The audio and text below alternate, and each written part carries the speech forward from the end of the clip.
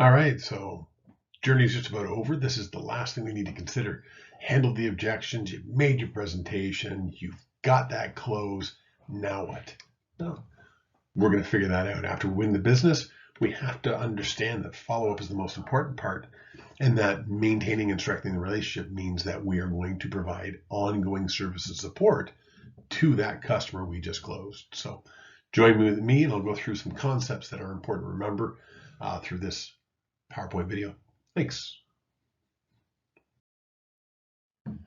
So as you can see here, we're going to go over a variety of different concepts as we go through the week. We're going to look at customer satisfaction, retention, engagement. We're going to take a look at how service is part of the solution. We're going to look at post-call analysis so you can better yourself and ensure that you can repeat the good things you did and delete the things that you did that weren't so good. We're also going to look at how keeping your customers, a new KYC, allows you to turn service into sales. We're going to talk about what wallet share means and the fact that we want to increase our wallet share. We're also going to look at preservation, right? So sometimes you do churn customers, and this will talk about what to do if that happens. And then the importance of building a professional relationship and the do's and don'ts of business salespeople, mostly the do's, and then we're going to look at what I like to call the 7 deadly sins of sales. All right, so it should be interesting. Let's move on. So as mentioned, we're going to start with customer satisfaction, retention, and engagement. So I want to remind you there are a few different sales roles out there. There are sales roles that are strictly hunting roles, which means all you do is look forward and gather new customers for your business. It's a tough role because you don't get to exploit the benefits of the customers that you win.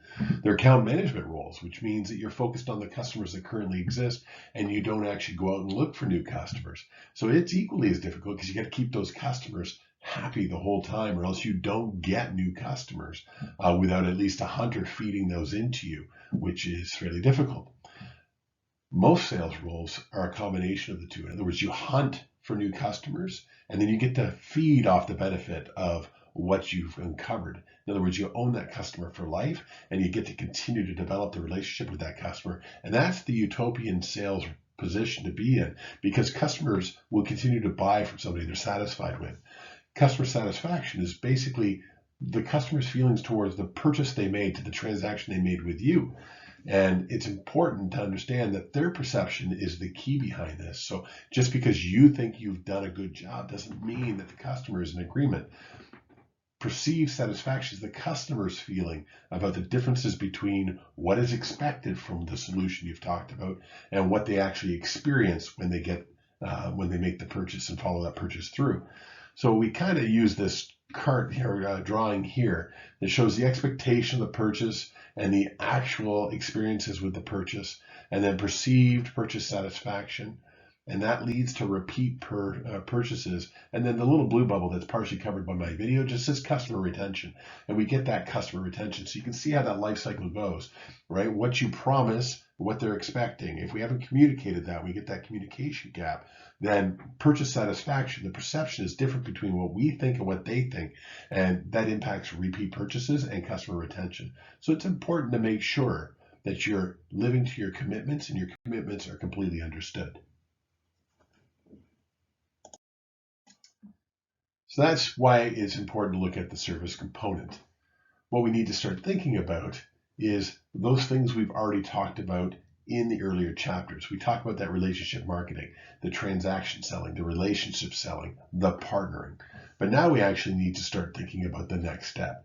We have to start thinking about what relationship marketing is really about. And that the creation of customer loyalty and retention is the ideal goal.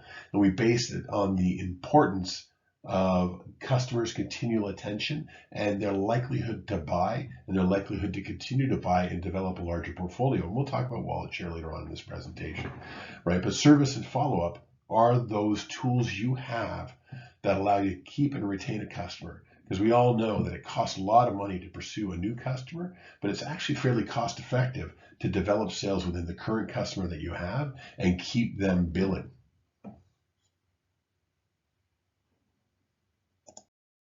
For that reason, there's a lot of components and parts to the service component, right? So there's a lot of things we have to remember. A product is basically a bundle of tangible and intangible attributes. Remember what I said, you're part of the sale. So if you disappear after the sale, suddenly there's a problem with that, right? So it's not just packaging, color, brand, capabilities, reputation, etc., all those things that we made sure were strong. It's also the way we actually present and deliver them to them, and the amount of support that you provide as you continue down that sales cycle. If you start looking at that new customer, forget about the customer you just won, you're going to have problems. And it's important to ensure that those problems don't become prevalent in your business and impact your success in the future, right? A product comes with a bunch of expectations, right? And I'll let you read these, but think about it. They want seamless functionality. They want honest and continued support and communications. They want their warranties, the repairs are exchanged. They want those to be carried forward, understood, and supported by the people who support you in your sales. They want to ensure that they are going to get what they were promised to get. They're going to get the functionality, the capabilities, and even the other attributes that go to it. They're going to get the color, they're going to get the storage, they're going to get the spinning rims, so to speak. And they want to make sure that you're going to continue to support them and help them get all those things that they expect as effectively as possible. So once again, we take time to highlight the role of technology. A lot of salespeople undersell the value of CRM software, and I've told you before, they see it as a way for the information that they have to become that of the companies, which it should be, by the way, and then maybe make them less helpful, less useful, or replaceable. But CRM is actually there to empower you to not be replaceable. If you use a CRM tool appropriately, you can actually accomplish many things. Right? You can use it for organized mailouts, communications, for follow-up. You can use it to manage your databases to figure out what customers have what role or what level of wallet of your business, so you know where to go and push new opportunities, new technologies. It also allows you to mine the data out and figure out, hey, what promotions are we doing now, and who maps best to those promotions. So if you start thinking about technology as being an enabler for your business and start thinking of your sales pursuits as your business within the company's business, you'll find that CRM is an extraordinarily powerful tool that will actually benefit you in the long run. It's important to know there's some statistics out there that are worth sharing, right? And that is that 58% of customers expect that they'll use technology as a means to get their complaints across, and that we will respond to those technologies. In this particular case, we talk about social media, but it's not just social media. It's all levels of activity that we have. So if it's not you, you need to make sure that your social media department, your PR department is also handling those complaints, and that you're seeing the tracks of those complaints within your CRM software. See, what's interesting is that 22% report they have received a response. So even though 58, almost 60% of people want a response through social media, a very low and discouraging 22% are actually receiving it. 42% expect a response within 1 day. And we're not very good at that. That's almost, in our minds, kind of ridiculous. And so we got to keep that in mind, set the expectations. Hey, you can use social media, but don't expect that you're going to hear back in 1 day. But you should make sure they hear back, because 39% expect it in 1 week and 7% expect it in 1 hour. And if you want to see the absolute top, 2% actually expect it in a minute. So they expect that you're going to respond and there's going to be a text back. So you think about that time you're texting someone and then you're waiting, you don't see the 3 dots, and you're starting to think, hey, where the hell is this person? Customers are doing that with social media, and that is a concern that we need to be aware of. And we need to try and bucket our customers into those understandings, and we can capture that in our CRM software. For this reason, it's really important to perform post-call analysis of all the sales that you do. It's important to discipline yourself to properly almost debrief yourself and your customers and those people that supported you to actually capture a full detail of information. Now, there's a lot of them, so I'm just going to show you kind of the 15 points that go into a post-call analysis. I think most of them will show up. The video is going to cover at pretty much point 15 or 14. So I'll just kind of read that out to you. So 14 is who else in your company should be involved in this client. And 15 is who else might need to be involved from the client's organization or business. And so the rest of them you can read. And when we look at this, we start to actually analyze what we did. Did we succeed in what we planned on doing? Were we good communicators? Does the customer completely understand what we encoded when they decoded? Do we know that the contract clearly outlines the things that we are to deliver so that people in your service support and delivery group are able to deliver effectively and not question what was supposed to be done? Because if your team is questioning what needs to be done, I guarantee you your customer has a gap in the expectations. So think about the objections that you addressed. Think about the objections that you clarified and that their understanding was agreed to, and that your understanding of their understanding was the same when you start to think about these post-call components. Post-call analysis does many things. One, it allows you to make sure that the people within your organization are well equipped to service your customer.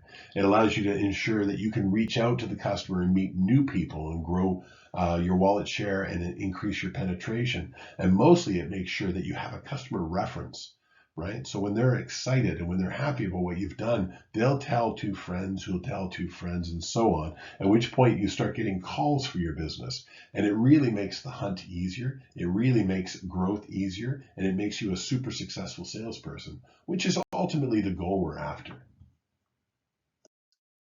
The great thing about follow-up is it's easy. It's easy, and it really allows you to confirm that the customer is getting what they expected, and it allows you to address their expectations if they are or are not. You can feel good when they are, and you can fix it when they don't. And so it's important to remember that customers might be having difficulties with the product, and that could lead to bad mouthing to whoever will listen. You might not know about this. So it's very important to go back to remember our 10-step sales process and ensure we understand that number 10, which is again hidden by my video, but it says follow-up, leads to prospecting new customers. It leads to prospecting new sales within the same customer. And if we ignore that, we actually shoot ourselves in the foot. We limit our capability of being successful, and we may get a bad reputation in the arena that we're playing with it. And so that may hurt us in finding new customers, even on our own, without the help of our customer. So some things we have to remember. We need to develop a regular follow-up campaign, and it's very simple. When we start down this path, we ask 3 simple questions. The questions are who? And when I say who, I mean usually everyone who makes a purchase is who we're considering in follow-up. So it's not just the person who signed it, but all the people we've met. We want to get out there and speak to them. Remember, different products have different people involved. So whatever you've done, you've recorded all the people you've met. And it's really good to follow up with all the who's out there that you've dealt with through your sales cycle in that customer. Make sure there isn't one that is undoing a bunch of good that everyone else who's happy is handling. Remember, when we make a sale, we're addressing multiple people's expectations, not just the expectation of the person who signed the contract. The next question that we like to get into is when. And when, it depends, but typically quickly. You don't want to go out there and actually start asking if they got a problem between the contract and delivery. You want to start when delivery happens, and you want to solve problems before they get angry. So pretty soon after delivery happens, it's great to get a follow-up, right? So if you think of that example I got listed here, we think of pizza. So that's going to be like an hour after delivery. So you know that it gives them a chance to taste it, to enjoy it, to reflect on it. But a car tractor, typically you want to go a little bit longer than that, maybe a couple weeks, 30 days, give them a chance to figure out whether or not it's doing what they want it to do. You don't want to leave it too long because they get frustrated, they stop using it, or they want to return it. But if they have some simple issues and you can coach them through, they're going to love the product that much more. And then finally, we talked about the how. And the how, again, depends on the type of customer and the nature of the product. This is where your due diligence and understanding who you're dealing with and what the expectations are means that we know what the customer wants. Some customers want you there in person. Some customers don't want you there in person. They're happy to receive a text. Other customers think text is for silly people. They want proper phone call or email. So you're going to start thinking about the different personalities and the different people that you're working with. What are their comfortability with technology? What is their expectations of you as a provider? So forth. And that kind of sums up the who, when, and how. So we don't talk about the what, because the what doesn't matter anymore, right? We tried to encode the what, they tried to decode the what, but at this point we need to know who is taking a look at that what, when we should be responding to that what, and how to follow up with them about that what. So what doesn't fit into it other than it's the focus of who, when, and how. Remember, it's very important to ensure that every follow-up call is treated like a new sale. The reality is that every time you contact the customer, you're opening the door to a new sale. So think about what you're going to say. Think about why you're calling. It says, on the slide, to maintain the relationship, but it's not just to maintain the relationship. It's to further develop the relationship, to develop the power of you in your sale. You want them to understand that you are a credible component of what they're getting and that you are there to support them. You want to show that you care. You want to ensure that it's short. You want to be precise. You want to let them know why you're following up, and you want to let them know that you care about why you're following up. When that's done, we think about certain things to make the follow-up effective, right? Introduction, remind them who you are. Hey, it's Corey calling, right? Identify your purpose. Know you got the product delivery yesterday. Just want to make sure it was what you were expecting, right? That is the check, the satisfaction, right? Was it the right color? Was it the right size? Is this what you're looking for? We really do appreciate your business and we want to ensure that you're happy with what we've done. I'm always here to help. And let me know if there's anything more I can do for you because we'd love to help you in other areas of your business as well. Remember, people know you're there to sell, so it's not a bad thing if you continue to trigger those sales calls and ask for new business, right? Again, trial close can still happen after the sale's completed because the next sale might be available to you.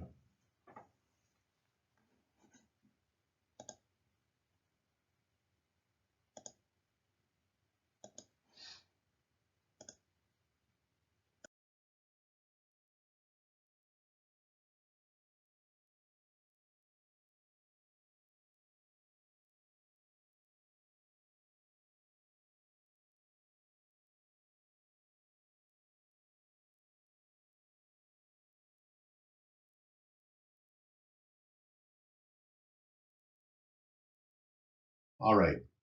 I want you to pause now and I want you to reflect back on all the things we've learned in the 11 weeks leading up to now. And I want you to think and maybe write down what is important about follow-up. Why are we following up? What is the single largest benefit we're after when we follow up? So please hit pause now, reflect on that for 1 to 4 minutes, and then let's return. Excellent. I'm hoping that you have a good list written down. And I'm hoping on that list you're going to see a simple idea come through in all your points. And that is we're here to increase wallet share. When we think about increasing wallet share, we got to think about what's in a wallet. The image displays that very, very well.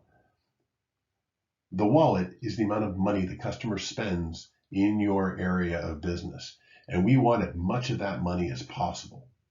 And that's what we're after. And so that means that we need to focus on account penetration. And if we don't do follow-up, we're not going to get that penetration because we're going to get bad mouth within the company. We have to think about account penetration as the ability to work through the account, the ability to contact new people, and the ability to discuss the existing and new products, right? We might want to sell more of the same product and different areas can use it. We might want to sell new products that they're not using today. And so we look at wallet share, we look at account penetration as the tools that get us this. Because it allows us to discover needs and problems, and it allows us to get the key individuals behind those buying decisions. Because the person we sold to once may not be the person who's always buying from us. And so it's important to get out there and meet as many people as we can and ensure that they're comfortable that they can reach out to us and buy from us. As a general rule, we like to say that the greater your account penetration is, the greater your chance of maximizing your sale within the account. Therefore, the more likely you are to increase wallet share. And remember what we said, if you're hunting a brand new client, we've got so much work to do to convince them we're the right people. We have to influence so many different variables to it. But if we're selling into an account that's happy with us, that we followed up with, and that is confident in our abilities, then we're going to have an easier time making new sales and growing our portfolio, thereby being successful as salespeople. So we're going to do this again because I know you're all thinking, how do I increase my customer sales given this follow-up capability that you're talking about? And I'm going to tell you, pause the video again and think about steps that increase sales with a customer. And then when you're done, we'll come back and we'll take a look at the 8 steps that I want to share with you. Press pause now. Excellent. I hope you have some great work written down and we can take a look and review as well. But I'm going to share with you the steps that we find to be the priorities within follow-up sales success that will increase our customer sales within existing customers. The first one is to develop an account penetration program. So this means planning to find more people. So remember how I told you the biggest problem with salespeople is they have fear of talking to people, they have fear of pushing people, they have fear of working towards things that don't feel like a sale. But developing an account plan program is actually the greatest step. You figure out who's who in the zoo, and you figure out who are the purchasing power people, you figure out who are the influential people, and you figure out who are the consumers of the product that you're trying to sell, because they have influence as well. Next thing we do is we examine the distribution channels we have. Know your channels, right? And we think about what other options we have to work with this client. Are there customers that sell to this client that are actually customers of yours and you can pipe your products through to get into different areas? Is there an opportunity in our distribution to do something that makes sense for the customer we hadn't considered before now that we're internal in understanding how it works?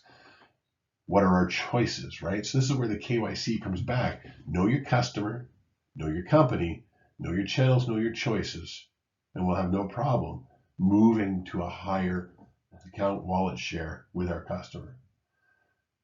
Make sure that we have a certain amount of stock. Now I'm going to tell you that you can stock things because I know supply chain is slightly different than sales, but if you have influence in that and you know what you're available to, track your warehouse, track your merchandise, track their merchandise if they're someone who's selling stuff, and match those. Ensure that you know that you're selling the stuff that you can easily get and make available so that you can churn that over rather quickly. If you are in a retail environment, go in and fight for that shelf space. Make sure that shelf positioning is important to the client as well as you. Make sure you know how them selling more of your product is actually going to help you sell more of your product and help them make more money. If they actually do that math and figure it out, they'll put you in the best shelf space and provide the best shelf positioning. Now, this shelf space and shelf positioning can be amplified into any other area as well. If you have a functional capability, you need to make sure that you get it to the right people. It's the same thing as shelf space and shelf positioning. Think about who needs to see what you're doing and make sure that in your customers, you've got a view to those people so they can see the successes you have. So if you put a tool in or an IT solution or something like that in, or an investment solution that is useful for the investors, the frontline workers, make sure that those people that are looking at the sales increase, et cetera, know it's attributed to the solution that you've given them, so that this way they see that buying more for you will empower them, right? Make sure the product's users are there. I told you, it's not just the people who are making the decisions and seeing the benefits. You need to make sure those people that are intended to use things are actually able to use them. So training programs count, informational sessions, informational emails, things like that get out there. Posting signs, if you're allowed to, on how to use stuff matters. Make sure the product's users are maximizing the benefit of the product you put in there, and you'll get continued sales from that environment. Assist resellers people. So if you're selling to someone who's selling to other people, because that happens, there's a B2B to BC, and you'll have to make sure that you have the ability to plug them into your customer support departments so that they can be good resellers of your product. Remember, the sale doesn't just stop with you pushing units to the customer. If that customer needs to push those units to another customer, you want to help that customer, because any maximized sales for them means maximized sales for you. Demonstrate your willingness to help, right? So again, you are part of the solution. You need to make sure that they know you're part of the solution. You need to ensure that they're leveraging you as part of the solution, because you are the empowerment of your company. And it's your job to make sure that they're happy and able to pull on you so that you can actually make more sales. If you can continue to support people and the sales come naturally, if you can grow that business 10% every 6 months, then you're going to end up having a compound growth series in your sales, and that helps your success immensely. And then finally, you got to obtain customer support. So one thing that most salespeople who are very successful are good at doing is managing their own back office, making sure that the company they work for supports their customer effectively. And that means helping people on the inside see the benefit of helping the customer. So it is a big thing, but if the customer feels the entire organization is behind them and moving in the same direction, your sales will grow exponentially. So as we think about these things, we then start to realize, hey, service can keep our customers as well, right? After we land a major account, we got to start considering the 6 things that service and support can do for us to help us be successful. The first one I put up is logical because we've talked about it a few times. We need to concentrate on improving our account penetration. Your service and support people can help you do that. If you talk to them regularly and get them to loop you in what's going on, you'll start to hear the names of the users. You'll start to hear the names of the people that care. You'll also start to hear the names of the people who have concern. And that is important to you. You need to address those people, meet those people, work with those people. So go hand in hand with your service people. Some of my biggest successes, TELUS, Bell, Allstream, things like that, when I worked with them, I was very close to the service departments who would then feed me information. Hey, you know what?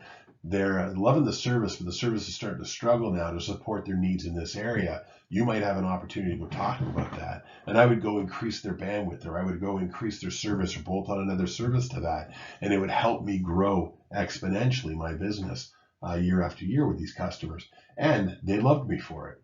And so I made sure I loved my support people for it as well. Right? So we need to continue to contact new accounts, because if they give us reference to people, we need to follow up with them and show them that same love and dedication that we give to our existing customers, so that they continue to get the good feedback from our existing customers. They continue to keep us top of mind, and we continue to benefit in the end from those sales opportunities. Make sure complaints don't get stale. If a customer complains, you need to address it. This is, again, why technology matters. Any complaint would be logged in your CRM. If you check your CRM, you should be able to see the complaints and the actions taken on that. If you see a complaint that hasn't been addressed in the right amount of time, be it hours, be it days, be it weeks, you need to get the people excited on your side of the fence about the problem the person on the customer side of the fence is struggling with. That will definitely help increase future sales, because they see you care, you're part of the solution, and you're a person of your word. Do what you'll say you do, person of your word. Make sure that if you commit to fixing the problem, you fix the problem. My favorite line with this thing is under promise, over deliver. It never helps to say, hey, I'll have this fixed in 4 hours. I think many times I've told you guys, my goal is to contact you guys back in 24 to 48 hours. My guarantee is 48 hours.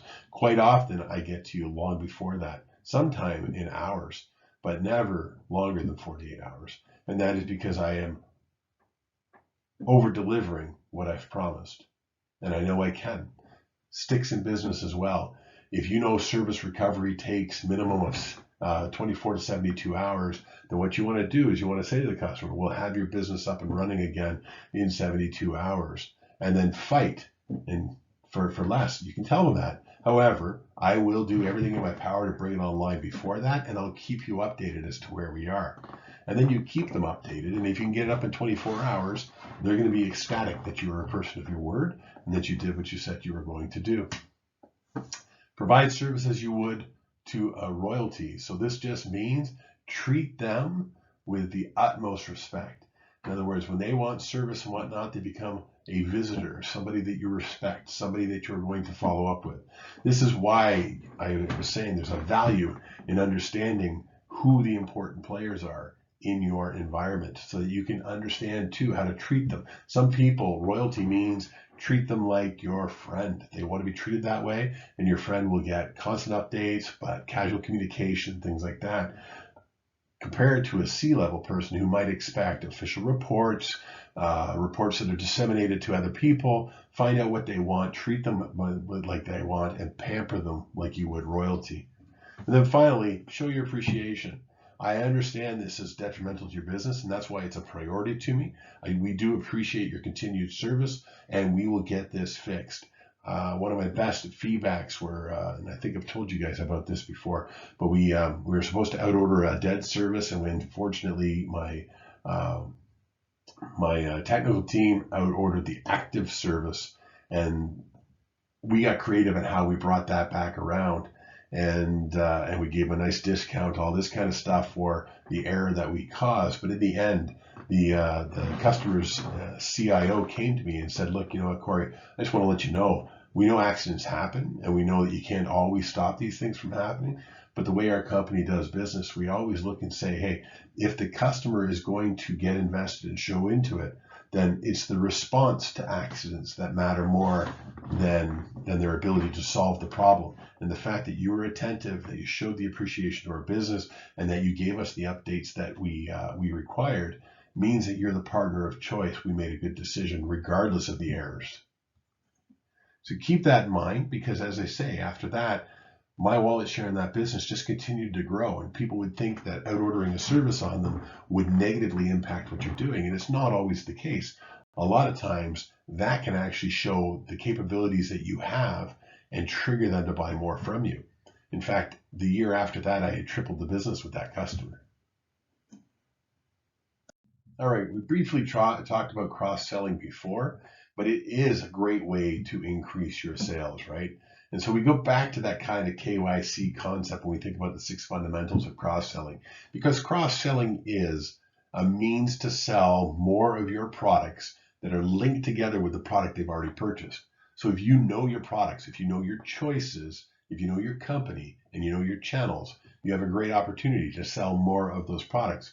People who sell technology know that you can add things onto that technology, right? People that sell servers know they can sell server racks. People that sell servers and server racks know they can sell uninterrupted power supplies. They know they can sell cooling. They know they can sell health monitoring and whatnot that allows them to make sure that the health of the servers are available in a represented dashboard.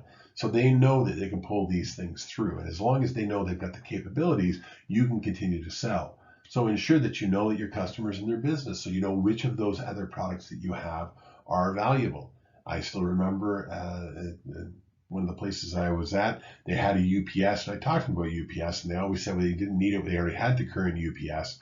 But then as we got talking about certain areas of the business, we found out that, you know, certain racks were more priority than other racks, and their UPS, although it supported all racks, you know, sometimes they would run that UPS out faster than they once thought they would. And so I could sell smaller UPSs for a rack to help support that rack if the big UPS had burned through.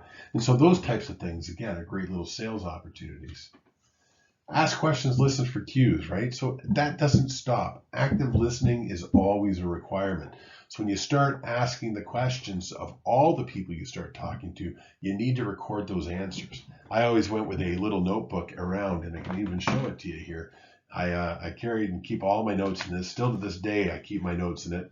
And it allowed me to catch the cues and the tips of customers and always reflect back on them and talk to my service people. Sometimes we had to get creative. Sometimes we made products that we had, turned them into solutions that would address the cues and the clues that we picked up from customers' conversations. Assess customers' needs. So when you hear what they're talking about, you need to break that down into what you can do and see if you can't build something to meet their needs. Remember what I just said there is a lot of times they would give me their problems and I would figure out what components we could put together to bring back that solution that addressed their problem. So it's really important when you hear a need, even if it's not a need that you think you can address, you note it and you reflect on it because it may be of value to you in the future. Number 5 is treat the sale as a suggestion.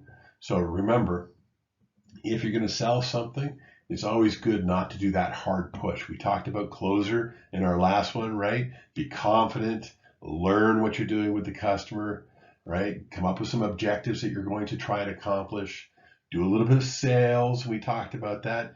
Show them the interest that you have and the value you can do, but ease them into it before you request their business.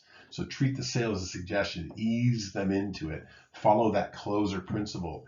Be more. If anybody doesn't know closer, check out the online video that was made available last week that talks about closing and the closer journey that we have.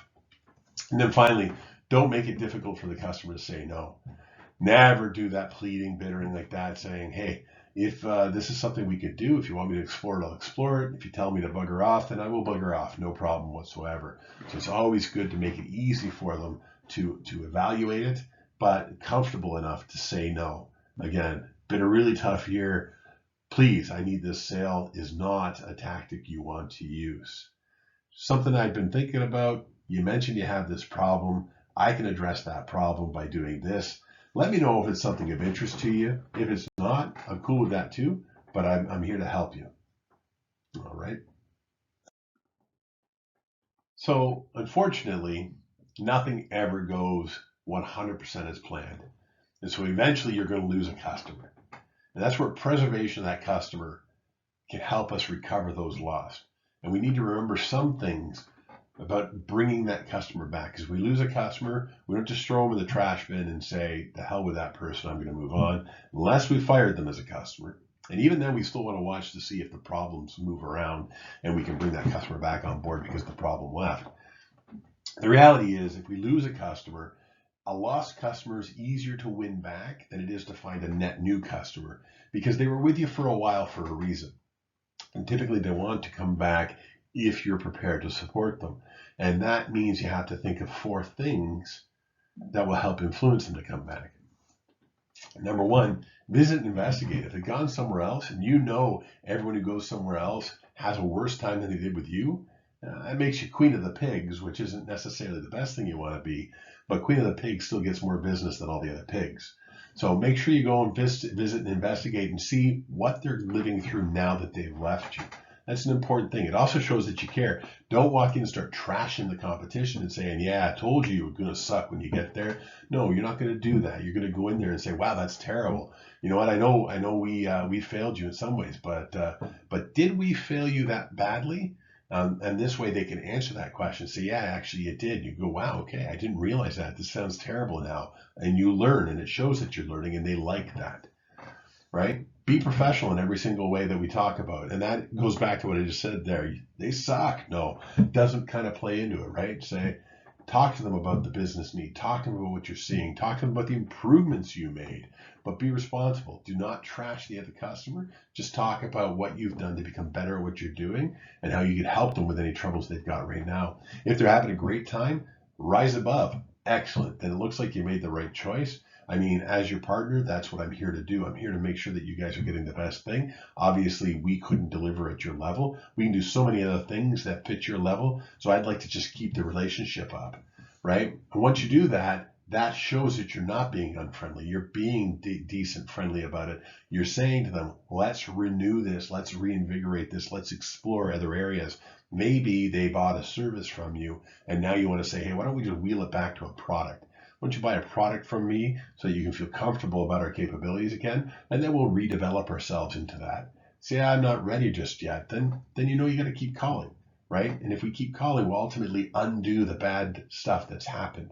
And it allows us to find out when that undo has worked, and we can redo our business.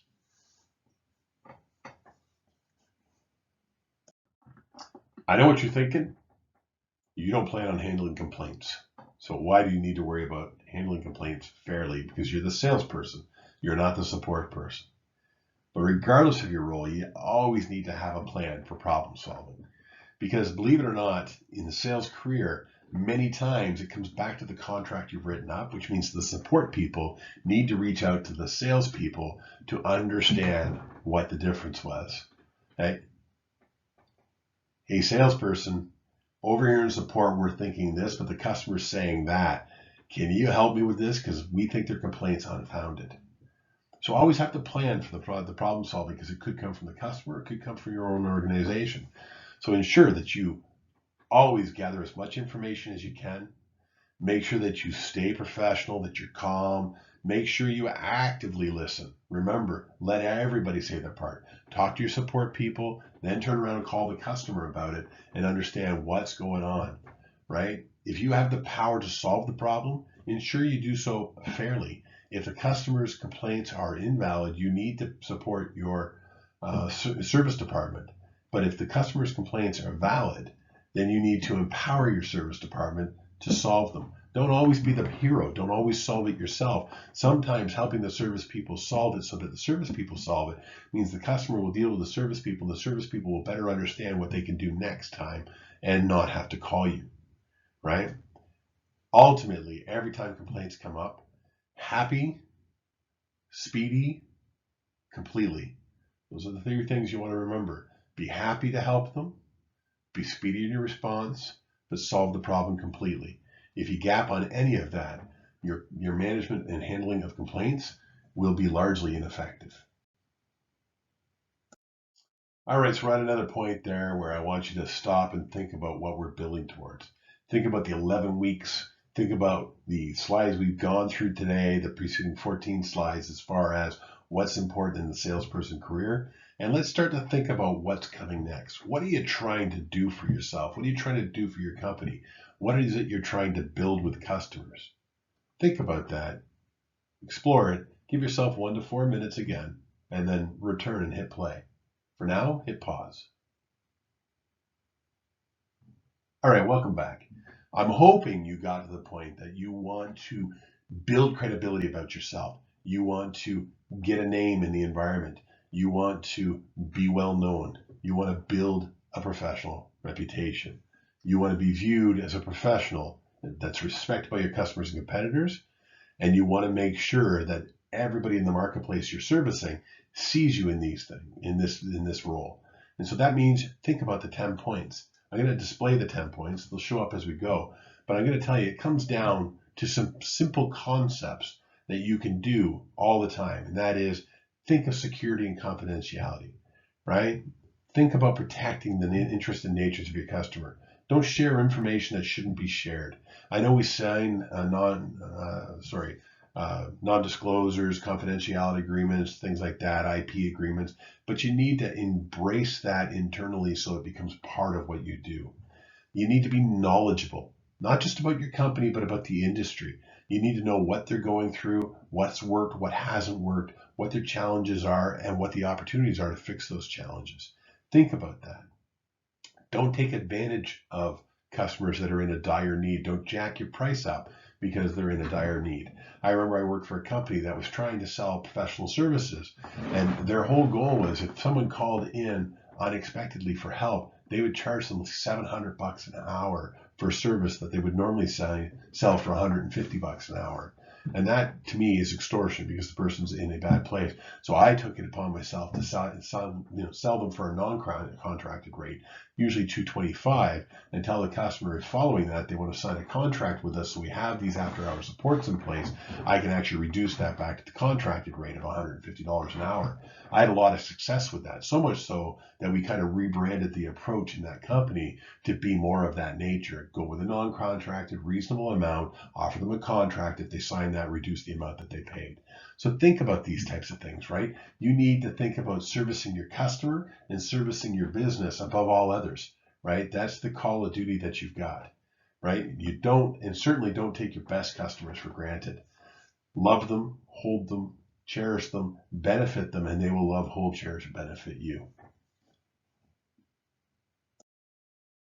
Now we're getting into the do's and the don'ts for salespeople, or as I like to call it, the do's and then the 7 deadly sins.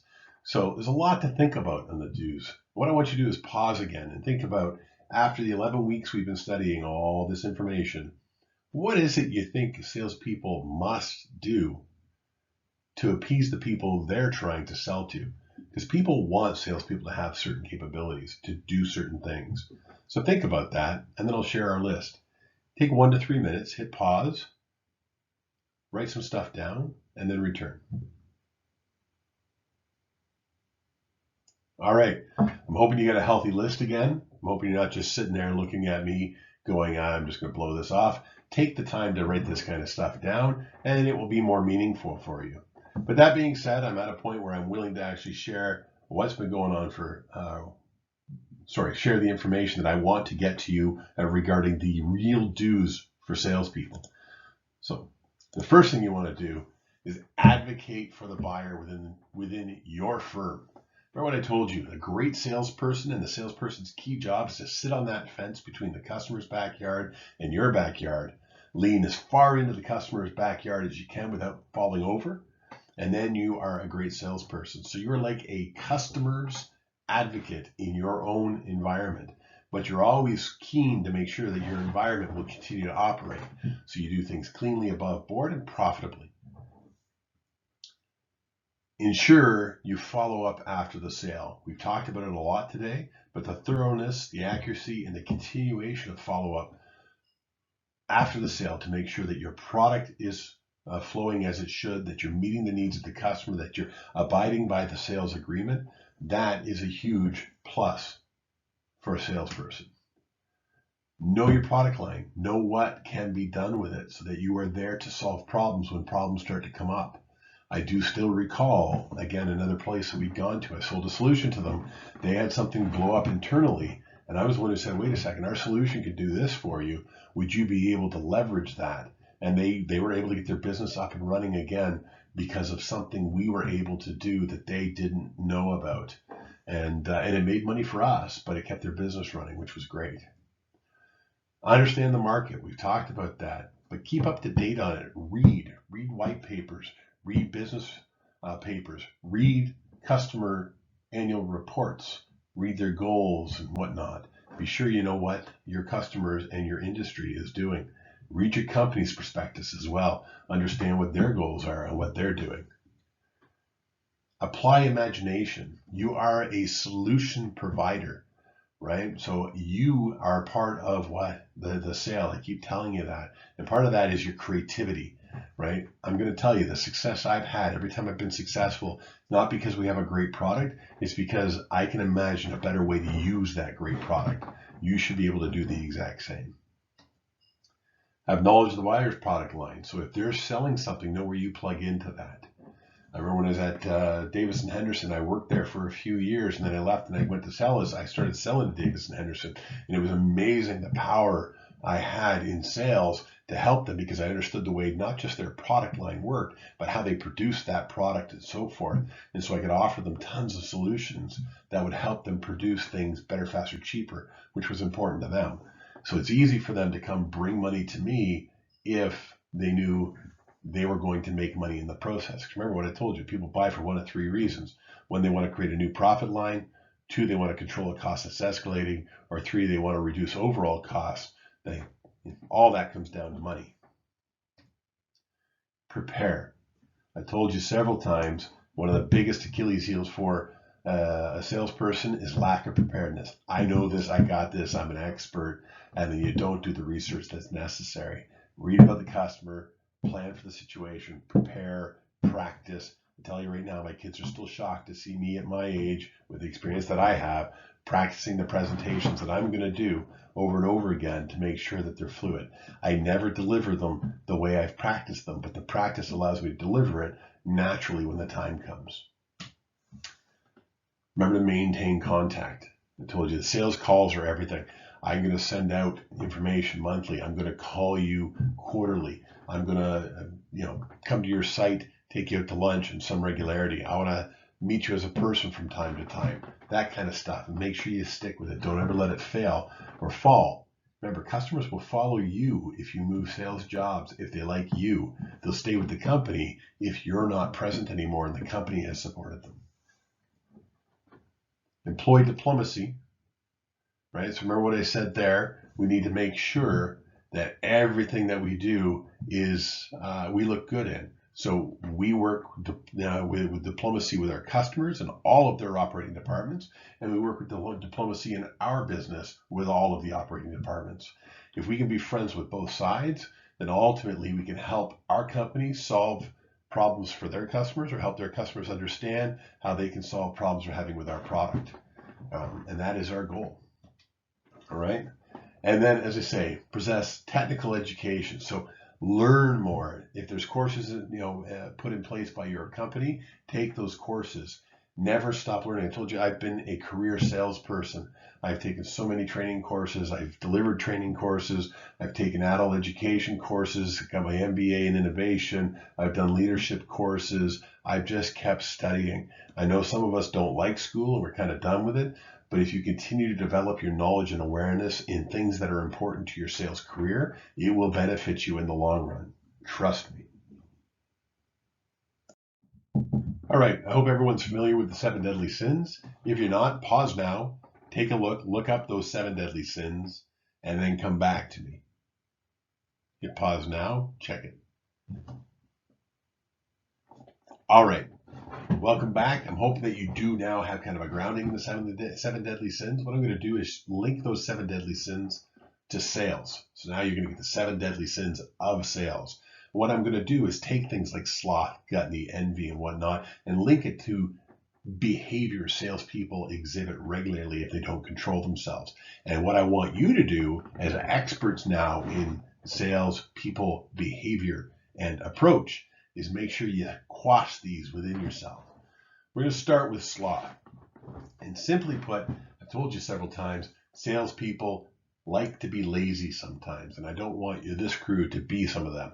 So like things like lack of product knowledge, lack of company awareness, lack of industry awareness, lack of awareness in general of your product's capabilities, your industry's direction, your customer's needs, even the important people within your customer, are all the outcomes of the 7 deadly sins, or at least the outcome of sloth.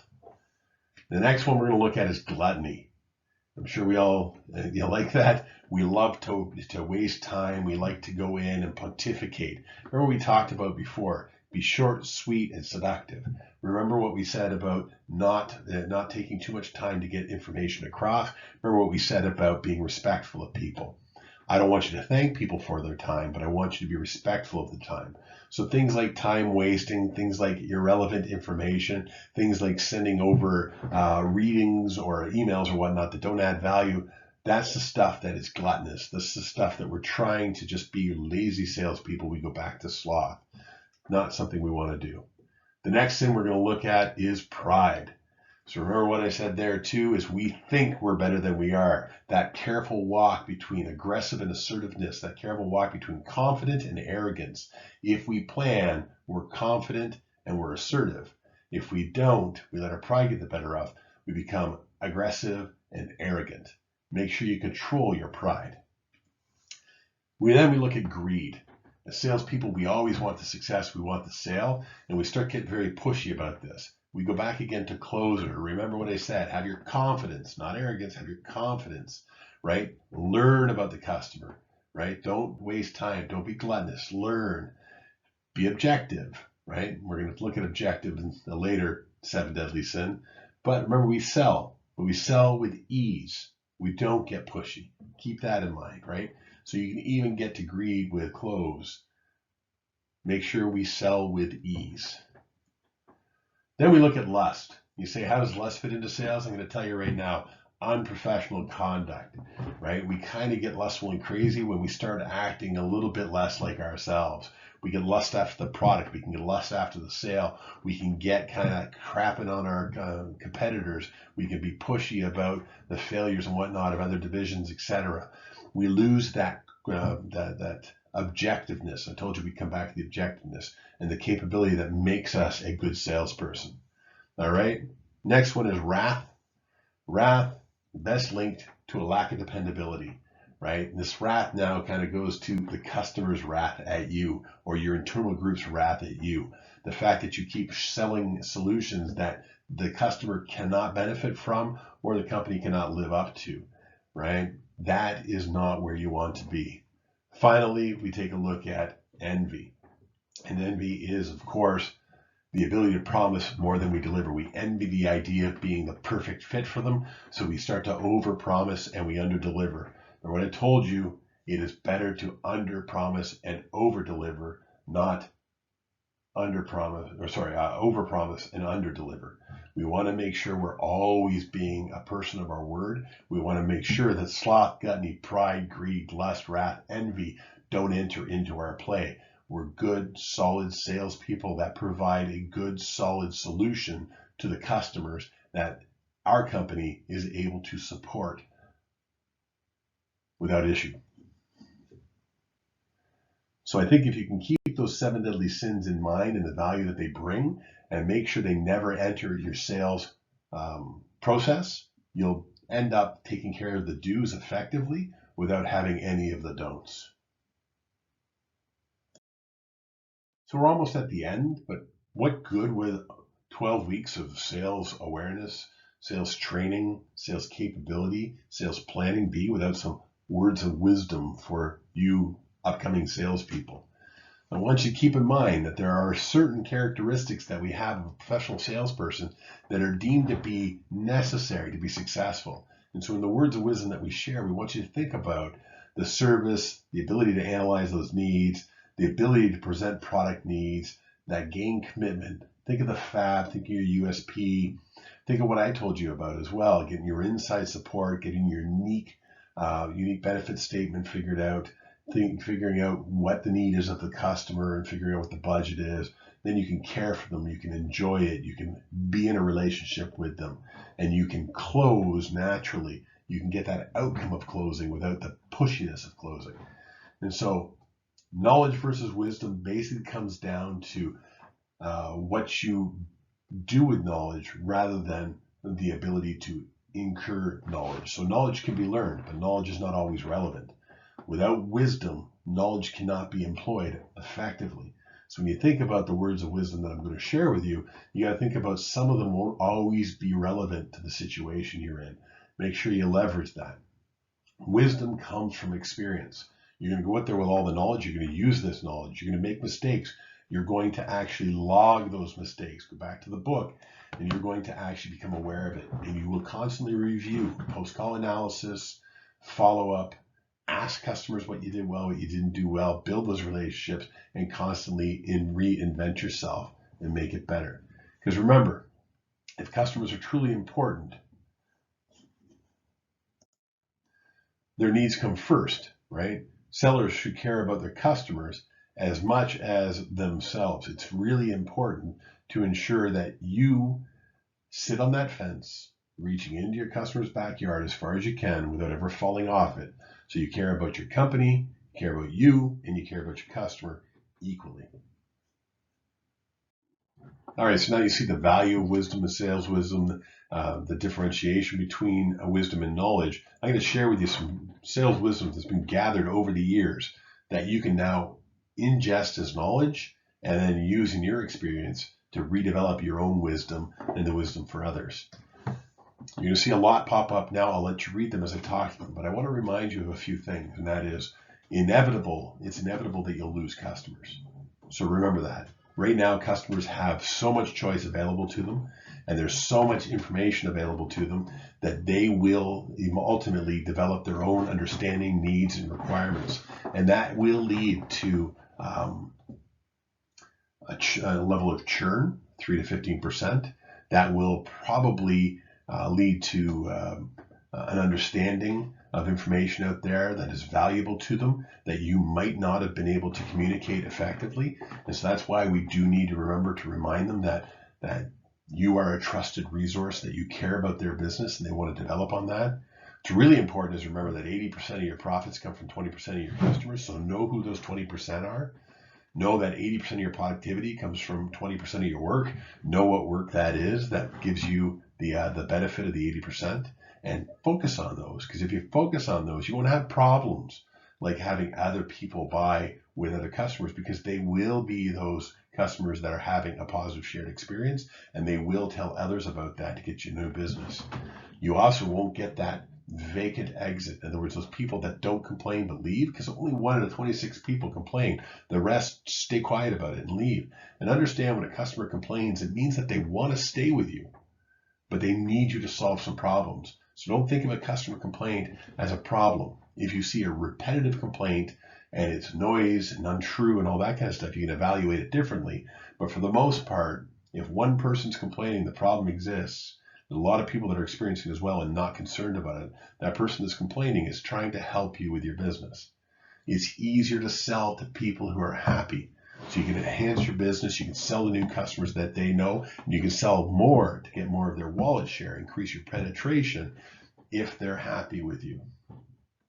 Constantly remember, the cost of acquiring a new customer is always higher than keeping the existing customer.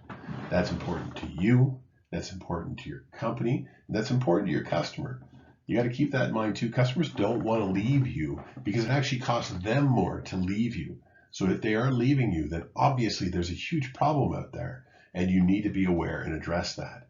So take this wisdom, read it again, maybe hit pause, read them all, understand what they mean. If you have any questions, email me or send me an MS Teams on it. I'd be happy to clarify certain pearls of wisdom that are out there.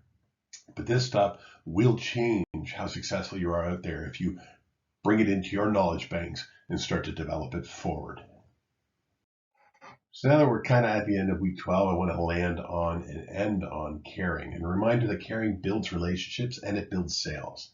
And so I'm going to get you doing some self-reflective work. And what I want you to do again is hit pause, take 1 to 5 minutes to think about things that I ask, and then we'll continue forward, all right? So the first thing I want to put in your head is, what is the purpose of a sales call?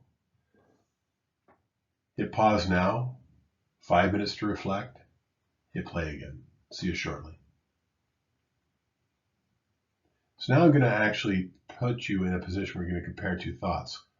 Is it to help someone or to make a sale? Hit pause again, take no more than a minute to think about it this time.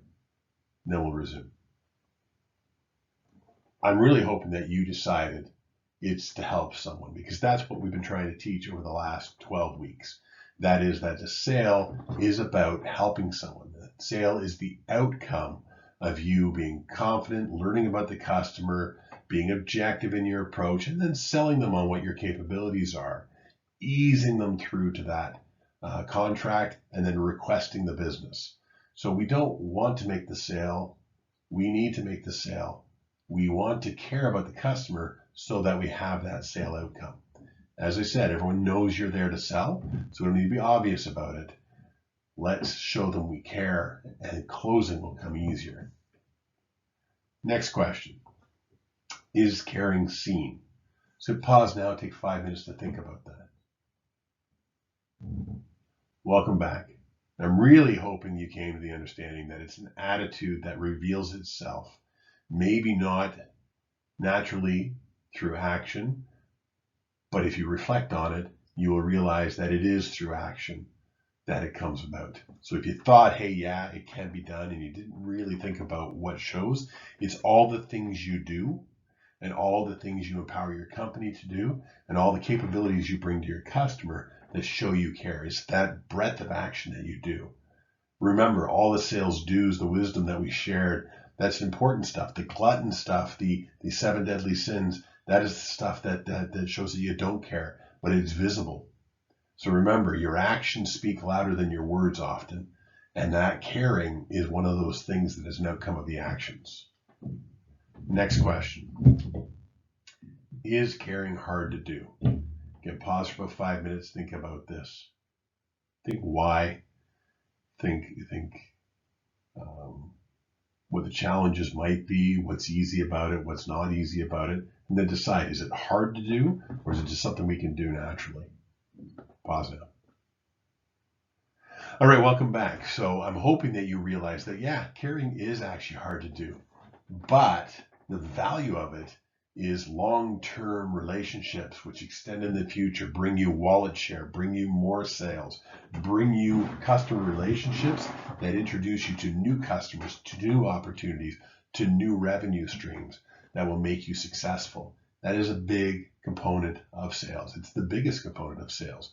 Is if people have faith and trust in you, people will continue to buy from you for the long term. All right? One thing they want you to remember, what I want you to remember too, is that if you can think of let self for others be your personal model, If you can think that that motto actually echoes what you're doing, and then you're not selling so that you become successful, you're selling to help people solve problems. You're helping them make new profit. You're helping them control an existing cost and reduce it, or you're helping control an escalating cost so that it's no longer inhibiting their business. And once you do those three things, you are selling for others, and your career will never have been brighter. All right, so here's a summary of what we looked at today. We've been through, it was a great session. This is the last week of new information. Remember, and I'll talk about it in the next slide, that we don't get back together in a virtual class and do any more discussions. What we've done here is we've realized that it's us as people, it's the follow through, it's the follow up that allows us to continue to develop our customer relationships, that we can get referrals and ease the way we find new business. We can improve account penetration, increase our money as a result of that. We can increase our success by increasing the success of our customers. If we help them positively, show they care, if we're oriented to service and oriented to support, we'll see tons of benefits in years to come. This is in every portfolio. You sell cars, you sell financial plans, you sell IT solutions, you sell retirement plans, you sell t-shirts, you sell mortgages. All of those things have the same thing in that people feel good when they've got the product that they're looking for and the support of that product that they want. And that is your value as a salesperson to bring that to light. All right. And so that's a wrap on sales and service. Thank you very much for joining me. If you have any questions, please feel free to put them in a comment or reach out to me directly, and I will definitely take care of it. Have a great day. Thank you.